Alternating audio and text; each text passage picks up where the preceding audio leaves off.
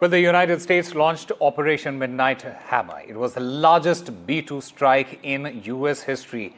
How did the United States strike Iran in just 25 minutes? The Pentagon has been calling it an overwhelming success.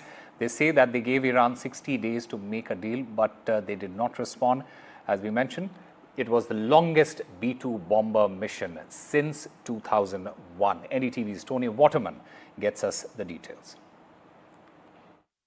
The defense secretary gave a great amount of detail in that press briefing earlier on Sunday, including the fact that this mission actually started at midnight on Friday with a group of B-2 stealth bombers leaving a military base in the U.S. state of Missouri and splitting, one acting as a decoy and flying over the Pacific, while the other group went east. That was a group of 7 B-2 bombers, and they made this 18-hour flight to the target areas.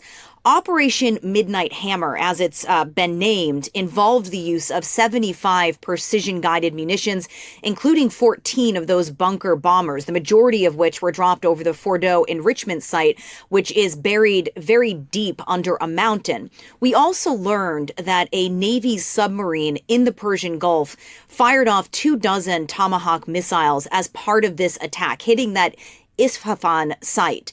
Pete Hegseth says that this total operation lasted 25 minutes, and he says that these B-2 bombers went in and out without the world knowing, that there was no shots fired from the Iranian side. And he also says that the objective of this operation was not about regime change in Iran, but about taking out Iran's nuclear capabilities. There has been a little bit of wordplay here on whether or not that is exactly what took place. The president, in a national address on Saturday night, said the sites had been completely obliterated, but General Dan Kane, who is the chairman of the Joint Chiefs of Staff, said in this press briefing that there is a battle damage assessment going on, and that the initial assessment is that all 3 of these sites were extremely damaged. But he said that it's too soon to say whether Iran still retains some nuclear capability. We did see these satellite images showing a caravan of lorries at the site in the days ahead of these strikes. So it's feasible